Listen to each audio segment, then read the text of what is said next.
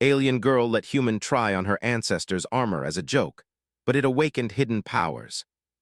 The morning sun filtered through the massive crystalline dome of the Galactic Academy, casting rainbow patterns across the central courtyard, where students from 40 different species gathered between classes. Among them walked Marcus Chen, a human engineering student who still felt a flutter of disbelief every time he looked around. Just 5 years ago, humanity had been alone in the universe. Now he sat in classes with beings who could breathe methane, communicate through bioluminescence, or phase through solid matter. His best friend at the academy was Kayla, which surprised both of them. She was Valorian, a member of one of the galaxy's most ancient and proud warrior species. Valorians stood 7 feet tall with sleek midnight blue skin that seemed to shimmer with an inner light. Their civilization had conquered star systems when humanity's ancestors were still learning to make fire. Most Valorians viewed humans as amusing curiosities at best, weak and primitive creatures who had stumbled into galactic society by accident rather than merit. But Kayla had always been different. She found Marcus's endless questions about alien cultures charming rather than annoying, and she appreciated how he listened to her stories about Valorian history with genuine fascination. Her friends teased her constantly about keeping company with a human, but she ignored them. There was something refreshing about Marcus's perspective, unburdened by the weight of 50,000 years of tradition and expectation that every Valorian carried. Today was the Academy's Cultural Heritage Exhibition, an annual event where students displayed artifacts and traditions from their home worlds. Marcus had set up a modest booth showing humanity's journey to the stars, complete with models of early spacecraft and samples of music from different Earth cultures. Kayla's display was far more impressive. At the center of her booth stood a magnificent suit of armor that seemed to drink in the light around it. The armor was unlike anything Marcus had ever seen. It appeared to be made of a dark material that shifted between solid metal and something almost liquid. Ancient symbols covered every surface, glowing faintly with a deep purple light. The helmet had an elegant, angular design with a narrow visor that somehow suggested both grace and menace. Even standing empty on its display stand, the armor radiated a sense of power and history. Marcus approached slowly, his eyes wide with wonder. Kayla smiled at his expression. She had seen it before, that look of awe that people got when confronted with something truly ancient and significant. "This is the armor of Velken," Kayla explained, her voice carrying a mixture of pride and reverence. "It belonged to my ancestor who lived 3,000 years ago.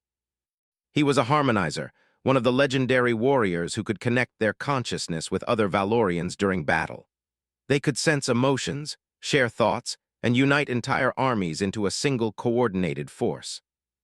That's incredible, like a telepathic network. Our people evolved beyond it.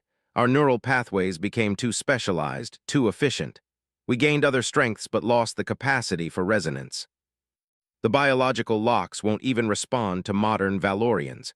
It's been tested dozens of times by historians and scientists. The armor is essentially dead." One of them, a tall male named Drekar, laughed loudly. "You spend so much time explaining our history to this human, Kayla. Perhaps you should let him try on the armor. I'm sure it would suit him perfectly." It was clearly meant as a joke at Marcus's expense.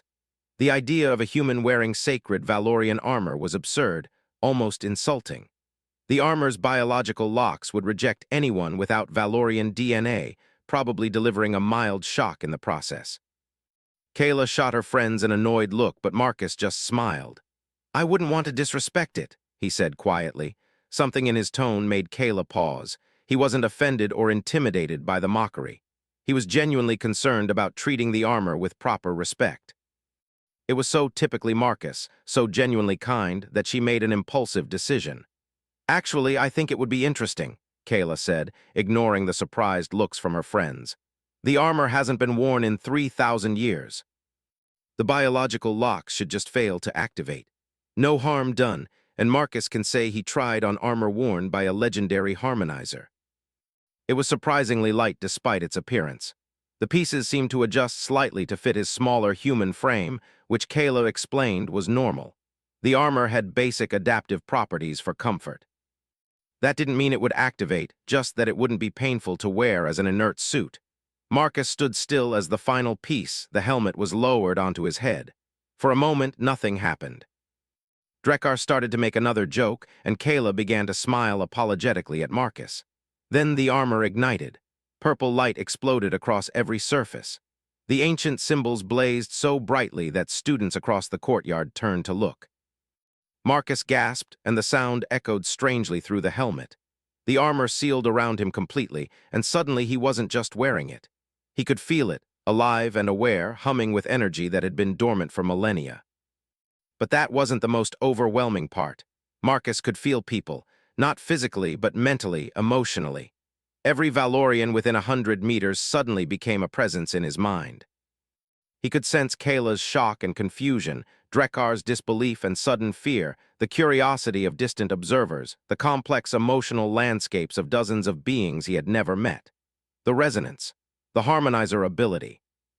It was flowing through him like a river of consciousness, and Marcus was drowning in it. He fell to his knees, and the armor moved with liquid grace, protecting him from the impact. Kayla rushed forward, shouting his name, but Marcus could barely hear her over the roar of 100 minds touching his awareness. He tried to speak, to tell her he was okay, but the armor wouldn't open. The helmet wouldn't retract. Within minutes, Academy security arrived. Then Valorian scholars, then human xenobiologists. The cultural heritage exhibition dissolved into chaos as experts surrounded Marcus, scanning him with dozens of devices, arguing in multiple languages about what they were seeing. The armor had fully activated. The biological locks had not just failed to reject Marcus. They had accepted him completely. The resonance was active, functional, and growing stronger as Marcus slowly learned to process the sensory input. It was impossible. Humans didn't have Valorian neural structures. They didn't have the specialized ganglia that had once allowed ancient Valorians to connect with each other. By every measure of biological science, this couldn't be happening. But it was. Over the next 3 hours, as Marcus sat in a medical bay with the armor still sealed around him, the truth began to emerge. The armor didn't respond to DNA or specific biological markers. It responded to neural patterns, to the shape and flexibility of consciousness itself. And human brains, for all their limitations in processing speed or memory compared to other species, had one unique quality: unprecedented neuroplasticity. Humans could learn almost anything. They could adapt to nearly any environment. Their brains remained flexible and open to new connections throughout their entire lives in ways that most species lost after childhood. That flexibility, that openness, was exactly what the armor needed to establish resonance. The harmonizer abilities hadn't died out because Valorians lost something. They had evolved past them. Their neural pathways had become more efficient, more specialized, more powerful in specific ways. But in becoming refined, they had lost the raw adaptability that resonance required. They had become beautiful, perfect instruments that could no longer play certain songs.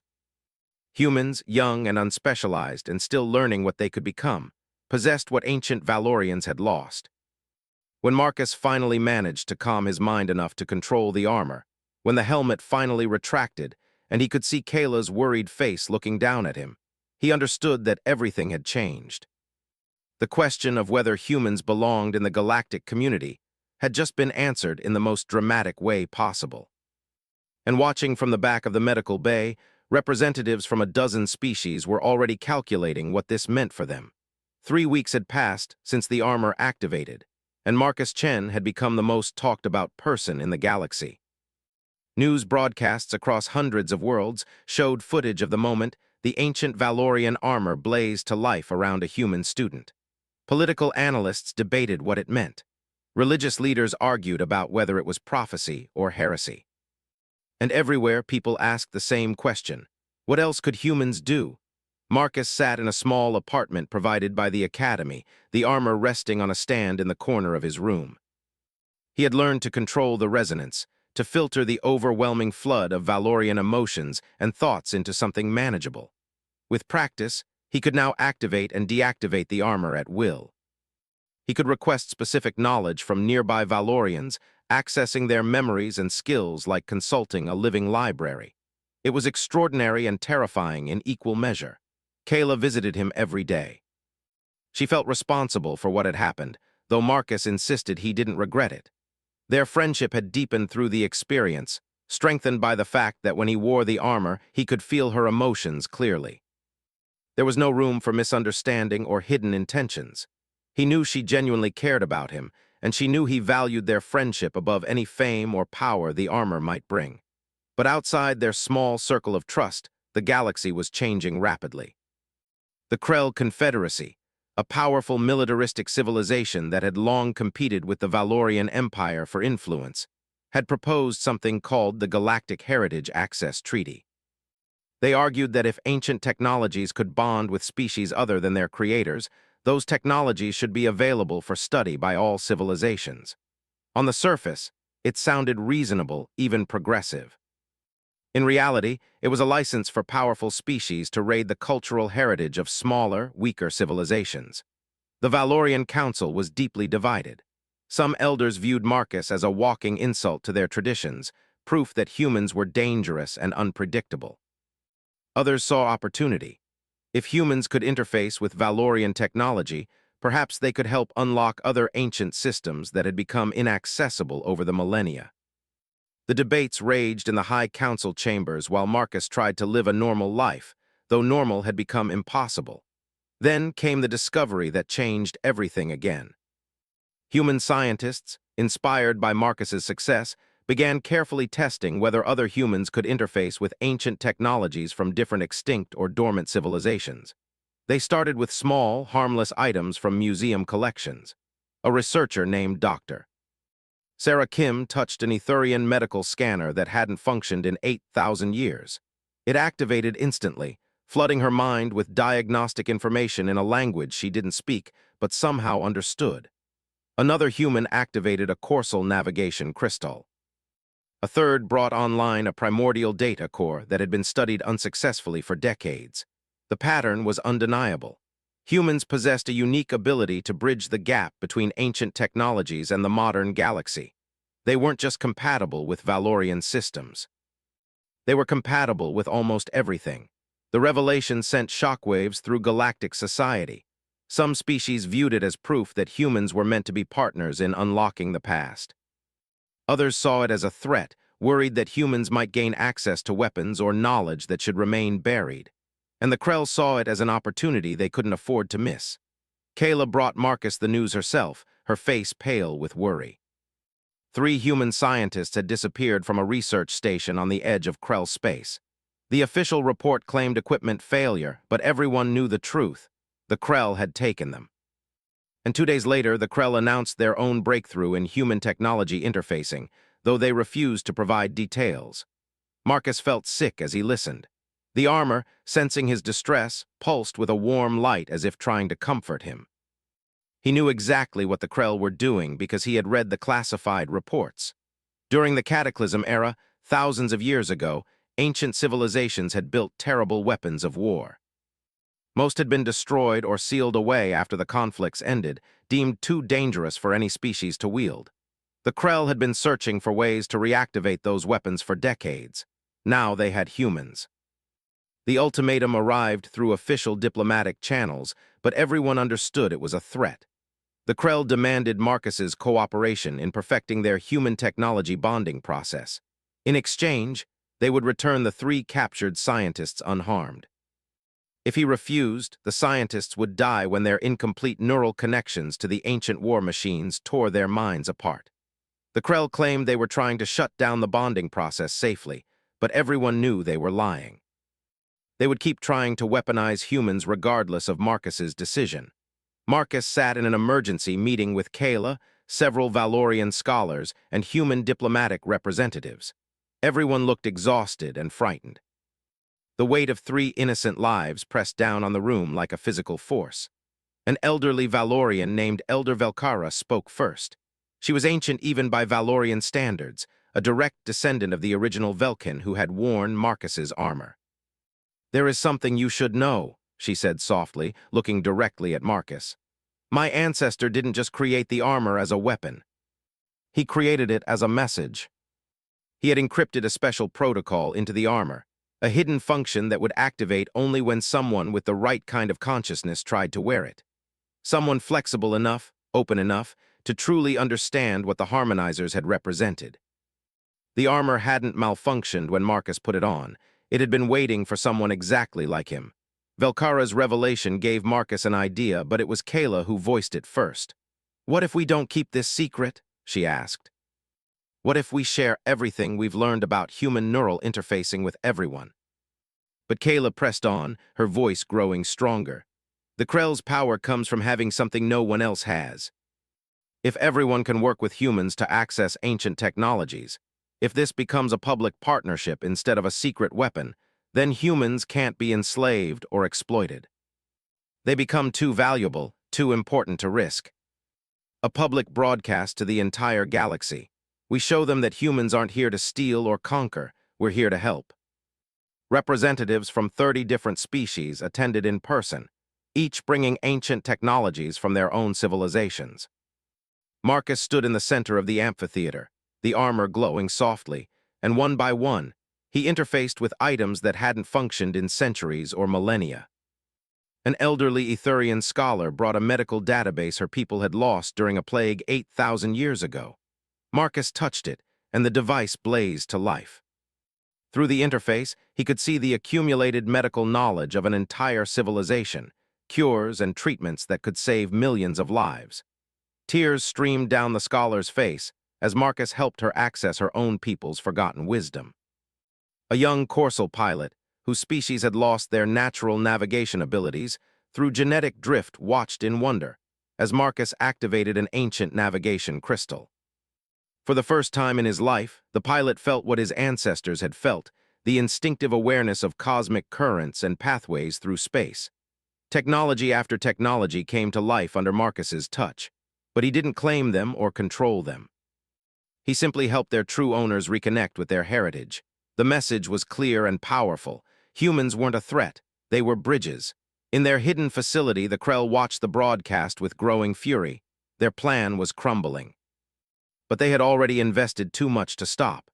They activated the forced bonding process with the 3 captured humans and the ancient war machines, determined to create weapons regardless of the cost. But something unexpected happened. The 3 scientists, watching Marcus's broadcast on smuggled devices, refused. They fought against the neural connection, resisting the war machine's protocols, and in their desperation, something remarkable occurred. They reached out mentally, instinctively, using the same kind of consciousness that allowed Marcus to interface with alien technology. For just a few seconds, they connected with other humans across the galaxy, creating a spontaneous network of awareness. It was brief and chaotic, but it was enough. The conflicting inputs overloaded the war machine systems, forcing emergency shutdowns. The weapons became inert, the scientists collapsed but alive, and the Krell's grand plan lay in ruins. The Galactic Council moved quickly after that. The Human Integration Accords established humans as a protected bridge species. Forced experimentation became a galactic crime. The Heritage Recovery Initiative was founded, a new institution where humans and volunteers from every species worked together to ethically study and reactivate lost technologies. Marcus stood in the initiative's new headquarters 6 months later, watching humans collaborate with dozens of alien species. The armor rested nearby, its mission complete. Kayla joined him at the window, and they watched a human teacher help a young Valorian child interface with ancient educational software, their laughter crossing the barriers between species. "Your people changed everything," Kayla said softly. Marcus smiled. "We didn't change anything. We just reminded everyone what connection feels like. You'd all become so powerful, so specialized, that you'd forgotten how to learn from each other. The galaxy didn't need another warrior race. It needed someone who still remembered how to adapt." They were about showing others what became possible when different minds worked together toward something greater than themselves. The Heritage Recovery Initiative's headquarters hummed with activity as beings from across the galaxy worked side by side in laboratories, archives, and meditation chambers designed to facilitate the delicate process of technology awakening. Marcus had been director for 8 months now, and every day brought new discoveries, new challenges, and new proof that humanity's role in the galaxy was far stranger and more important than anyone had imagined. Today he stood in Observation Room 7, watching through reinforced glass as a human specialist named James Rodriguez worked with a Thessian archaeologist to activate what appeared to be a crystalline sphere the size of a basketball. The Thessians were an ancient species whose civilization had peaked 12,000 years ago before a slow decline left them with only fragments of their former glory. This sphere was believed to be a memory storage device, potentially containing the entire cultural history of their golden age. James placed his hands on the sphere's surface, his eyes closed in concentration. Marcus had learned that each human seemed to interface slightly differently. Some, like himself, experienced technology as emotional resonance. Others perceived it as visual information, mathematical patterns, or even musical harmonies. James described his experiences as conversations, as if the ancient devices were speaking to him in languages he somehow understood. The sphere began to glow with a soft blue light.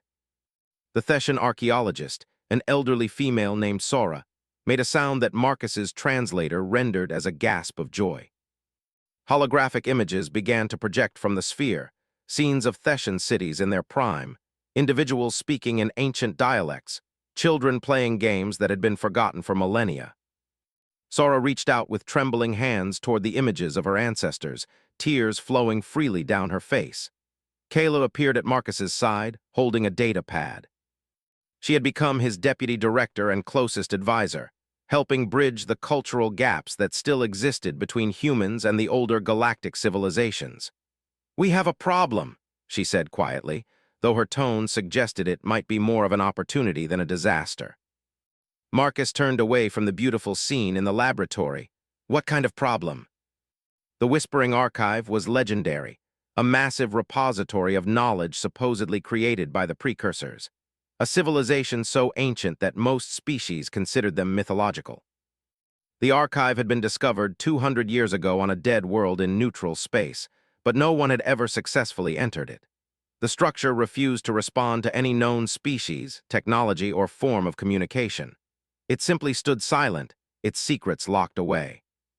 "Let me guess," Marcus said. "Someone wants us to try awakening it with a human interface. If we can open the Whispering Archive, it would prove that human technology interfacing is more than just activating old tools. It would prove we can access knowledge that predates every known civilization." The armor, which he still wore occasionally during important ceremonies or complex interfacing work, pulsed with what he had learned to interpret as anticipation. "When do they want us to attempt this?" "Representatives from every major civilization will attend. It's going to be the most watched event in galactic history." Kayla paused, studying his face. "Marcus, if this works, everything changes again. And if it fails, there will be voices saying humans were never as special as we claimed."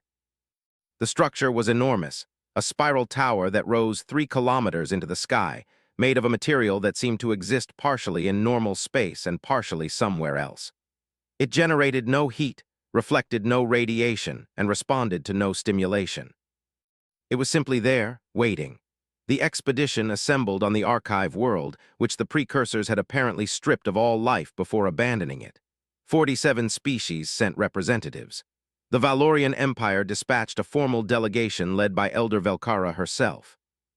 Even the Krell sent observers, though they maintained a frosty distance from the human contingent. The political implications were staggering.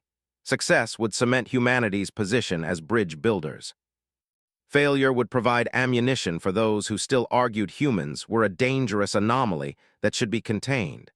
Marcus stood before the archive's entrance, if it could be called an entrance.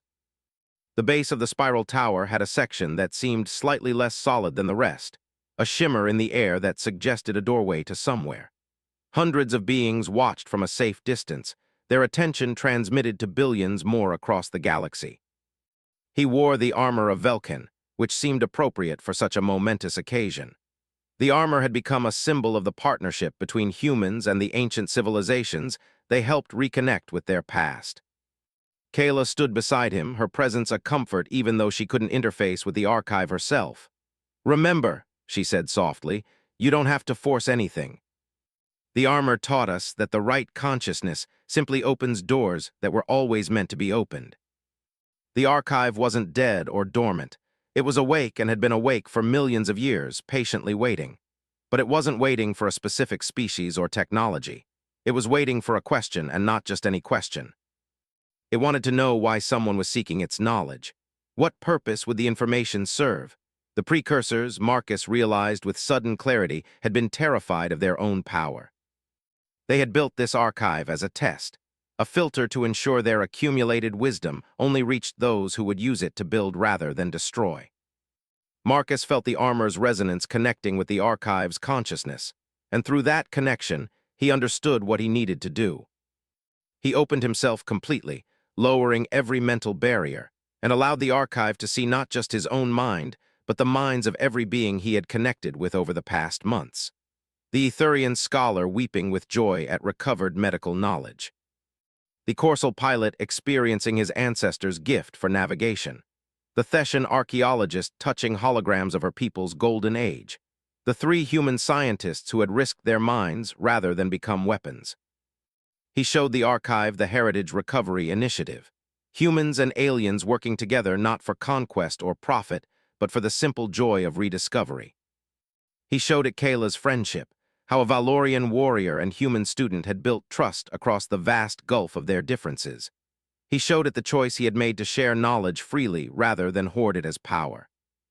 The shimmer suddenly solidified into an actual doorway, and a voice spoke that everyone present could somehow understand regardless of their native language.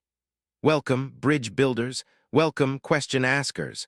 Welcome, those who remember that knowledge serves life, not power. Enter and learn, but know that what you learn here must be shared as freely as you have shared all that came before. Inside, they found something beyond anything they had imagined. The archive wasn't just a library or database. It was an interactive museum of galactic history spanning back millions of years, showing the rise and fall of countless civilizations, the mistakes they made, the wisdom they gained, and the knowledge they wished to preserve. But more than that, it was a teaching tool. The precursors had designed it to not just present information, but to help species understand each other, to see through each other's eyes, to experience each other's triumphs and failures. It was, Marcus realized, the ultimate expression of what the harmonizers had represented, what he had been doing on a small scale. It was resonance on a galactic level. The expedition spent 3 days inside the archive, barely scratching the surface of what it contained. When they emerged, they carried data crystals containing not just precursor knowledge, but something more valuable. A complete framework for how different species could share consciousness safely, ethically, and productively. The precursors hadn't just left behind their technology. They had left behind the instruction manual for galactic cooperation. 6 months later, Marcus stood in the same observation room where he had watched James activate the Thessian sphere. But now, he was watching something far more extraordinary. Human specialists worked in 100 facilities across the galaxy, helping species reconnect with their heritage. But more importantly, non-humans were beginning to develop their own interfacing abilities, learning from humans how to maintain the neural flexibility they needed to work with ancient systems. The rigid specialization that had locked older species out of their own technology was being reversed. Young Valorians were being trained to maintain the openness that allowed resonance. Thessian children were learning the mental patterns that let them access their own memory archives. The galaxy wasn't becoming more human. It was becoming more connected, and humans had simply shown them how. Kayla found him staring out the window at the stars. Elder Velkara wants to speak with you, she said. She has a proposal about the armor. No, Kayla smiled. She wants you to help create more, not copies of the armor itself, but new technologies designed from the beginning to facilitate connection rather than division. She says the harmonizers shouldn't be a lost legend. They should be the future. He thought about James having conversations with ancient devices and Sora touching the faces of her ancestors through holograms of light. Tell her yes, he said, but not just Valorian technology. We bring in engineers and artists from every species. We create a new generation of tools designed for understanding, not conquest. We make connection the foundation instead of an afterthought. She's already assembling the team. They had come to remind ancient civilizations of something they had forgotten in their millions of years of evolution and specialization. That growth wasn't about becoming more powerful or more perfect in isolation. True growth meant staying open enough to learn from anyone, flexible enough to change, and brave enough to connect even across the vast differences that separated species, cultures, and minds.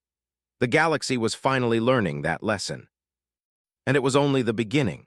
2 years had passed since Marcus Chen opened the Whispering Archive, and the galaxy had transformed in ways that even the most optimistic visionaries hadn't predicted. The Heritage Recovery Initiative had expanded into something much larger, a galactic network of connection centers where beings from different species learned to interface not just with ancient technology, but with each other's ways of thinking and perceiving reality. Marcus sat in his office reviewing reports from 70 different worlds. A Valorian teenager had successfully achieved temporary resonance with her classmates during a school project. A group of Krell scientists, once humanity's adversaries, had publicly apologized and joined the initiative, using their analytical minds to help decode some of the archive's more complex technical specifications. An entire generation of young beings was growing up believing that connection across species wasn't just possible but natural. The armor still rested in his office, but Marcus wore it less frequently now. It had become more of a symbol than a tool, a reminder of how everything had started. Other connection technologies had been developed, devices that didn't require the intense neural interface the armor demanded. Some were simple meditation aids that helped beings maintain mental flexibility. Others were sophisticated translation systems that conveyed not just words but emotional context and cultural nuance. Kayla entered without knocking, which had become her habit over the years of working closely together. She carried a concerned expression that immediately put Marcus on alert. "We have a situation," she said. "The Remnant Coalition has made contact." They viewed the Heritage Recovery Initiative as cultural imperialism, humans imposing their values on the rest of the galaxy. Some members were simply traditionalists who preferred isolation. Others harbored deeper resentments, believing their autonomy was threatened by the push toward galactic cooperation. "What kind of contact?" Marcus asked. "They've issued a challenge," Kayla explained, placing her data pad on his desk. "They claim that all this connection technology is making species weaker, not stronger. That we're losing our unique identities and becoming a homogenized galactic culture with humans at the center. They want to prove their point through a demonstration. The coalition would send their best specialists working in traditional isolation. The initiative would send teams using connection technology and cooperative methods. Galactic observers would judge which approach produced better results." "It's a trap," Marcus said immediately. "They're trying to create a situation where connection looks like a weakness. They believe it's an opportunity to demonstrate the value of cooperation under pressure." There was James Rodriguez, the human specialist who conversed with technology. A young Valorian named Kess who had become one of the first of her species to relearn resonance abilities. A Theshan engineer named Mora who excelled at seeing patterns others missed. An Etherian doctor called Ven, whose species had regained their lost medical knowledge through the initiative. And surprisingly, a former Krell military analyst named Drac who had become one of the initiative's most passionate advocates after seeing what cooperation could achieve. The competition world was a barren planet designated as neutral territory, transformed for the event with temporary facilities and observation platforms. Thousands attended in person, while billions more watched through broadcasts. The Remnant Coalition sent 3 separate teams, each consisting of individuals from a single species working in isolation from the others. Their setup emphasized individual excellence and traditional methods. The first challenge was revealed at dawn. A massive structure stood in the center of the competition grounds, clearly artificial but of unknown origin. Scans showed it contained a stable power source and complex systems, but the entrance was sealed. The task was simple: gain access to the structure, identify its purpose, and safely extract anything of value inside. Time limit, 6 hours. The remnant teams immediately dispersed, each approaching the problem independently. Marcus watched as a team of Krell engineers began systematic analysis of the structure's exterior, taking measurements and running simulations. A team of tall, crystalline beings called the Shattered began attempting to resonate with the structure's material at specific frequencies. A third team from a species Marcus didn't recognize started excavating around the structure's base, looking for alternative entry points. Marcus's team gathered in a circle, and he felt the connection technologies activate. They weren't using anything as powerful as the armor of Velkin, but they had developed smaller devices that facilitated what they called cognitive bridging, allowing team members to share perspectives and insights more directly than normal communication allowed. James approached the structure first, placing his hands on its surface. "It's not locked," he said after a moment. "It's waiting, like the archive, but simpler. It wants to understand our intention."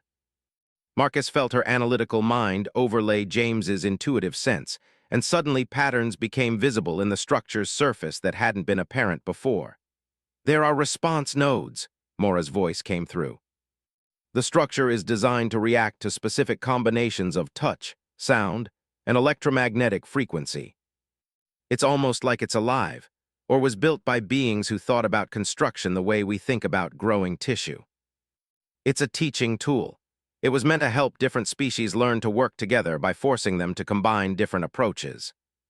The challenge isn't about breaking in through force or clever analysis. It's about demonstrating cooperation.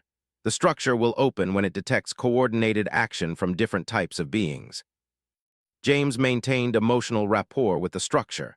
Mora calculated exact points and timings. Ven analyzed biological rhythms to synchronize their actions. Kess used resonance to unify their intent. Drac organized the execution with military precision. The structure's entrance began to glow and then dissolved, revealing an interior filled with softly pulsing light. The remnant teams were still working on their individual approaches when Marcus's team entered. Inside, they found something remarkable: a library of universal concepts, ideas expressed in pure mathematical and emotional forms that any species could understand. It was a gift from whoever built the structure, a demonstration that knowledge could transcend the barriers between different types of minds. The second challenge came the next day. A complex ecosystem had been created in a sealed biodome, but it was collapsing. Multiple species of plants and small creatures were dying, and the environmental systems showed cascading failures. The task was to identify the root cause and stabilize the ecosystem before complete collapse. Time limit: 4 hours. The remnant teams again worked separately. Each brought valuable expertise, but they struggled to see the complete picture. One team focused on the environmental systems.